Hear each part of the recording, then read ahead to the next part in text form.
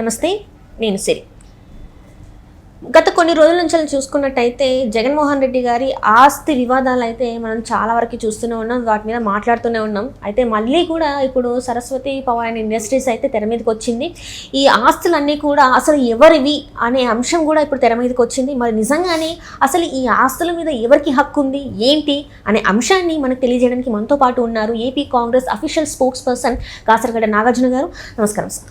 నమస్తే madam. Sir, ఇప్పుడు చూస్తుంటే మళ్ళీ తెరపైకి వచ్చింది సరస్వతి ఇండస్ట్రీస్ అయితే తెరపైకి వచ్చింది. అస్సలు నిజంగా ఈ ఆస్తుల మీద అధికారం ఎవరికి ఉంది, ఏంటి, దీని గురించి గతంలో మనం మాట్లాడడం అండ్ ఇప్పుడు కూడా మళ్ళీ విజయమ్మ గారు మళ్ళీ దీని గురించి స్టార్ట్ చేయడం అయితే జరిగింది. దీని మీద అసలు హక్కు అనేది జగన్మోహన్ రెడ్డి గారికి కానీ భారతి గారికి కానీ లేదని చెప్పేసి విజయమ్మ గారు అయితే అంటున్నారు. మరి దీంట్లో ఎంతవరకు వాస్తవం ఉంది అసలు? మేడం, ఇక్కడ మనం కొన్ని మాటల గురించి మాట్లాడాలి. విశ్వసనీయత, విలువలు, క్యారెక్టర్, రాజకీయంలో ఉన్న వాళ్ళకి ఇవన్నీ వెరీ వెరీ ఇంపార్టెంట్ అని చెప్పి ఎవరు చెప్పారు? నేను మీరుగా చెప్పింది మా జగన్మోహన్ రెడ్డి గారే చెప్పారు. ప్రజల ముందు, మీడియా ముందు, అన్నిటికన్నా ముఖ్యంగా వీటి గురించి ప్రతిసారి డిస్కషన్ పెట్టేవాడు. జనాల్లో ఈ చర్చ కూడా జరగాలి మేడం. ఎందుకంటే తండ్రి చనిపోయినంత మాత్రాన ఆయన ఆస్తి వాళ్ళ కూతురికి ఇవ్వకూడదా?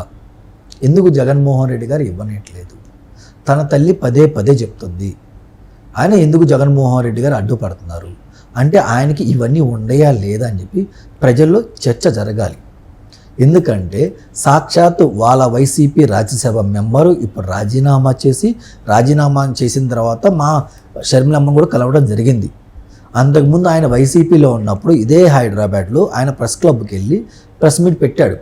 ప్రెస్ మీట్ పెట్టి చెప్పిన తర్వాత అతను షర్మిలమ్మను కలిసిన తర్వాత ఆయన నిజాలు చెప్పాడు. అమ్మ, నాకు తప్పేమి లేదు. ఎందుకంటే మేడం, వాళ్ళ ఆడిటర్ అవునన్నా కదన్నా విజయసాయిరెడ్డి గారు, రాజశేఖర రెడ్డి గారు, రాజారెడ్డి గారి దగ్గర నుంచి ఆడిటర్గా ఉన్న వ్యక్తి విజయసాయిరెడ్డి. వాళ్ళ కుటుంబంలో అత్యంత సన్నిహితంగా ఇదిగా ఉన్న వ్యక్తి. అది ఆయనే ఒప్పుకున్నాడు. ఆయన ఒప్పుకొని ఆయనకు ఆస్తు పంపకాలు ఎలా అయింటే మొత్తం తెలుసు. ఇతనే ఒక సిచ్యువేషన్లో మా షర్మిలమ్మ కూడా మీడియా ముందు బయట పెట్టింది. ఏమంటే, సాయి ఆస్తి మొత్తం మరి అబ్బాయి మేము పెడతాను, మరి అమ్మాయి పరిస్థితి ఏందన్నప్పుడు విజయసాయిరెడ్డి గారు అప్పుడు చెప్పారంట, సార్ మనం గిఫ్ట్ డీడీ కింద జగన్మోహన్ రెడ్డి గారి పేరు ఉన్న ఆస్తి మనం షర్మిలమ్మ కానీ విజయమ్మ గారికి ఇవ్వచ్చు సార్, నో ప్రాబ్లం లేదు సార్ అని చెప్పేసి ఈ యొక్క విజయసాయిరెడ్డి అప్పుడు సాక్షాత్గా ఉన్న మా వైఎస్ఆర్కి చెప్పిన మాట. అప్పుడు వైవి సుబ్బారెడ్డి కానీ లేదా ఇంకొకరు కానీ ఉన్నారు. అది విజయమ్మ గారికి కూడా తెలుసు. అతను బహిరంగంగా దట్ మీన్స్ మా మేడం గారి దగ్గరికి వచ్చి వైసీపీ రాజీనామా చేసిన తర్వాత మా మేడం గారికి వచ్చి నిజంగా ఒప్పుకున్నారు. నాదేం తప్పు లేదమ్మా, తాడేపల్లి ప్యాలెస్ నుంచి నాకు ఆదేశాలు వచ్చాయి. జగన్మోహన్ రెడ్డి గారు 1-2 సార్లు ఫోన్ చేసి నన్ను బలవంతం పెట్టి ఇబ్బంది పెట్టి అలా మాట్లాడిపించారు. నేను అదే మాట్లాడానని చెప్పి ఆమె దగ్గర షర్మిలమ్మ గారి దగ్గర వెళ్ళి ఒప్పుకోవడం జరిగింది. అదే దాని గురించి మా షర్మిలమ్మ ప్రెస్ ముందు కూడా చెప్పడం జరిగింది. అంటే చూడండి, జగన్మోహన్ రెడ్డి గారు కావాలని ఎంత ఇబ్బంది పెట్టి ఇది చేస్తున్నారు చూడండి. ఈయన ఇంకొక దాంట్లో కూడా ప్రస్తావించారు మేడం. వైసీపీ అధికారంకి వచ్చిన తర్వాత 2019 తర్వాత వాళ్ళు జెరూసలేం వెళ్ళారు. అక్కడ ఎవరు ఆస్తి పంపకాల గురించి డిస్కస్ చేయకపోతే జగన్మోహన్ రెడ్డి గారే ముందుకు వచ్చి మనం ఆస్తులు ఉండిపోయినాయి కదా, మనం పంచుకుందాం అని చెప్పేసి అతనే 50% వాటా ఇవ్వాల్సింది 40% ఇస్తా అని చెప్పేసి మెమోరాండం ఆఫ్ అండర్స్టాండింగ్ రాసుకున్నారు. మొత్తం అయిపోయింది. దాంట్లో భాగంగానే ఈ సరస్వతికి సంబంధించిన ఏదైతే ఉన్నాయో అవి ఫస్ట్ విజయమ్మ గారికి ట్రాన్స్ఫర్ చేయడం జరిగింది. ఆ తర్వాత షర్మిల గారికి ట్రాన్స్ఫర్ చేద్దామని చెప్పి అగ్రిమెంట్ క్లియర్ అనుకున్నారు. కానీ ఎక్కడైతే ఇది జరిగిందో ఆ ఆస్తులు మనం ఎందుకు ఇవ్వాలి ఏంటని చెప్పేసి ఇప్పుడు ఎవరైతే దంపతులు ఉన్నారో జగన్మోహన్ రెడ్డి గారు కావాలని మా విజయం మీద గారు కానీ షర్మిలమ్మ గారి మీద కోర్టులో కేసు వేశాడు. కోర్టులో వేస్తే డైరెక్ట్గా క్లారిటీ చెప్పారు, ఈ వాటా వాళ్ళదే, వాళ్ళకి రైట్ ఉంది, జగన్మోహన్ రెడ్డి గారు ఆస్తికి ఆశపడి ఇలాంటివి చేస్తున్నా అని చెప్పి చెప్పడం క్లారిటీ క్లియర్. ఆ సంస్థకి సంబంధించిన డైరెక్టర్లు చెప్పడం అసలు మన ఆశ్చర్యానికి కొలుపుతుంది. జనంలో ఇది చర్చ జరగాలి. ఎందుకంటే తల్లినే కేసులో పెట్టినోడు, చెల్లిని కేసులో ఇరికిచ్చినోడు, తల్లికి ఇవ్వాల్సిన వాటా ఇవ్వనోడు, తల్లికి 4 ముద్దలు పెట్టినోడు ఈరోజు ప్రజల ముందుకు వచ్చి ఇలా మాట్లాడుతుంటే మనం ఎవరు మాట్లాడాలి? అసలు నమ్మొచ్చా నమ్మకూడదా? ఇతనికి విశ్వసనీయత ఉందా లేదా? అసలు మనకి ఇతనితో ట్రావెల్ చేయొచ్చా చేయకూడదు? జనాల్లో చర్చ జరగాలి మేడం.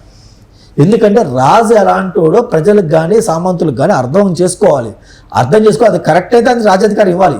ఆయన కరెక్ట్ కాదని ఇంత సొంత చెల్లి సొంత తల్లే చెప్తుంటే నువ్వు పదే పదే ఎలా ఇదవుతావు? అసలు ఈ ఆస్తులన్నీ జగన్మోహన్ రెడ్డి గారికి ఎక్కడి నుంచి వచ్చినాయి? అంటే ఇవి ఇంతకుముందు రాజశేఖర రెడ్డి గారి దగ్గర నుంచి వచ్చినాయా, లేకపోతే ప్రజల నుంచి తీసుకున్న సొమ్ములు? అసలు ఏ సొమ్ములు? అది ఉమ్మడి ఆస్తి. అదే జగన్మోహన్ రెడ్డికి ఎంత ఫస్ట్ క్లాస్ స్టూడెంట్ ఆయన సంపాదించాడు మేడం, ఏ కూలి కష్టం చేసి సంపాదించాడు? అది ఉమ్మడి ఆస్తి పంచడానికి కూడా జగన్మోహన్ రెడ్డి అవుతున్నారు. ఎందుకు? అంటే రాజశేఖర రెడ్డి గారి దగ్గర నుంచి వచ్చిన ఆస్తి ఇది. అది ఉమ్మడి ఆస్తి మేడం. ఉమ్మడి ఆస్తిలో స్వయంగా అప్పుడు వాటాలు పంచలేదని చెప్పి క్లియర్గా విజయసాయిరెడ్డి వాళ్ళ సొంత ఆడిటర్ విజయసాయిరెడ్డి గారు కానీ అలాగే విజయమ్మ గారే ప్రత్యక్ష సాక్షిగా చెప్పడం జరిగింది. విజయమ్మ గారే బయటకు వచ్చి అలా చెప్పిన తర్వాత మీరెవరు నేనెవరు పంచుకున్నారని చెప్పడం వైసీపీ వాదన ఏంది? మేము ఎప్పుడో పంచిచ్చాం, ఎప్పుడో పెళ్లి అయిపోయింది, ఎప్పుడు వాడలేదు అంటున్నా అని వైసీపీ వాదన. అరే బాబు, సాక్షాత్తు వాళ్ళ తల్లి విజయమ్మ గారే బయటకు వచ్చి ఆస్తి పంపకాలు జరగలేదు, అది ఉమ్మడి ఆస్తి, ఇప్పుడు జరిగింది, దాని మీద జగన్మోహన్ రెడ్డి గారు ఇవ్వకుండా ఇచ్చేస్తున్నారు చెప్పి ఆమె సాక్షాత్తు బయటకు వచ్చి చెప్తుంటే మరి వైసీపీ పేటీఎం బ్యాచ్ కింద అంత కోపం అంత ఇది. విజయమ్మ గారే ఒప్పుకున్నారు కదా అది ఉమ్మడి ఆస్తి పంపకాలు జరగలేదండి, మీరు ఎలా మాట్లాడతారు? సో అంటే జగన్మోహన్ రెడ్డి గారు వైఖరి ఇక్కడ జనాలకు అర్థమవుతుంది మేడం. జనాలు కూడా ఒకసారి ఆలోచించాలి. అసలు కోర్టులో ఏం జరిగింది ఏందో కూడా ప్రజల ముందు పెట్టే చర్చ జరగాలి. వాళ్ళ లాయర్లు ఏం వాదించే కూడా మనకు తెలియాలి. ఎందుకంటే జగన్మోహన్ రెడ్డి గారి మనసులో ఏదైతే ఉందో వాళ్ళ లాయర్ కూడా అదే బయటపెడతారు కదా. అంటే జగన్మోహన్ రెడ్డికి ఎంత కన్నింగ్తో ఎంత ఆస్తి కోసం ఎంతకైనా దిగజారుతారు అనేది తెలియాలి ప్రజలకి. అది ఉంది మేడం. అంటే ఇప్పుడు ఏదైతే ఇప్పుడు విజయమ్మ గారు మళ్ళీ బయటకు వచ్చేసి ఇవన్నీ మాట్లాడడం ఇది దేనికి సంకేతం అంటారు మరి? అంటే జగన్మోహన్ రెడ్డి గారు నిజస్వరూపం చెప్తుంది. ఎందుకంటే తల్లిని నువ్వు ఇంటికి తీసుకెళ్ళి 4 మెతుకులు అన్నం పెట్టుకుని 4 రోజులు ఉంచుకోలేకపోతున్నావు కదా, దేనికంతా? ఎందుకు? ఇప్పుడు కూతురు అల్లుడి మీదనే బతుకుతుందంటారా మరి విజయమ్మ గారు? 100% కొడుకున్నా కానీ లేనట్టే కదా. మరి ఎందుకు తీసుకెళ్ళా? నీకేం ఆస్తి లేదా, డబ్బులు లేవా, 4 ముద్దలు అన్నం పెట్టలే, అమ్మది ప్రేమ చూసుకోలేకపోతున్నావా? ఎందుకు ఇది ఆపోతున్నావు? ఎవరి మాటలు చెప్పుడు మాట్లాడి నువ్వు తల్లి ఎందుకు దూరం పెట్టావు? సరే తల్లిని దూరం పెట్టినావు, 1 నెల అక్కడ ఉన్నావు, 1 నెల నీ దగ్గర ఉంచుకోవచ్చుగా, ప్రేమ ఉండొచ్చుగా, ఎందుకు తీసుకోలేకపోతున్నావు? ఎప్పుడు అమావాస్య పుణ్యానికి ఇడుపుల పాయలు ఇంకోసారి కలవడం తప్పించి ఆమె అప్పుడు కొడుకు ప్రేమ చూసుకోవడం తప్పించి నువ్వేం చేస్తున్నావు? ఇంకో కొన్ని వాదనలు కూడా వినిపిస్తున్నాయి బయట వార్తలు. అవి ఏంటంటే విజయమ్మ గారికి ప్రాణహాని ఉంది జగన్మోహన్ రెడ్డి ద్వారా అని చెప్పేసి కొంతమంది మాట్లాడుతారు. అందులో వాస్తవం ఉందంటారా మరి? లేదని కూడా మేము ఎలా చెప్పగలం మేడం? ఇప్పుడు సొంత తల్లి మీద కేసు వేశాడు కదా, అంటే మీనింగ్ ఏంది? తల్లి మీద కోపంగా ఉన్నట్టే కదా. తల్లి మీద కేసు వేసాడు మీనింగ్ ఏంటి మేడం? తల్లి మీద కోపంగా ఉన్నట్టే కదా, నా ఆస్తి నాకు ఇవ్వమనే కదా దాని అర్థం. మరి ఏ క్షణం ఏమైనా జరగచ్చు కదా, ఎందుకు లేదా? మేము ఎందుకు ఇది కాదనకూడదు? సో ఆమెకైతే ప్రాణహాని ఉంది, ఇప్పటికి కూడా ఉంది. ఎందుకు ఉండకూడదు? ఉంది. ఆమెకు సెక్యూరిటీ పెంచాలి, అలాగే శరణమ్మ గారికి కూడా సెక్యూరిటీ పెంచాలి. అది కూటమి ప్రభుత్వ బాధ్యత. ఎందుకంటే పైనసారి కూటమి ప్రభుత్వం అధికారంలో ఉన్నప్పుడే వివేకానంద రెడ్డి గారు చనిపోయారు. సో నెక్స్ట్ ఎలక్షన్ ఇలాంటి ఏం జరగకుండా వీళ్ళకి సెక్యూరిటీ పెంచాలి.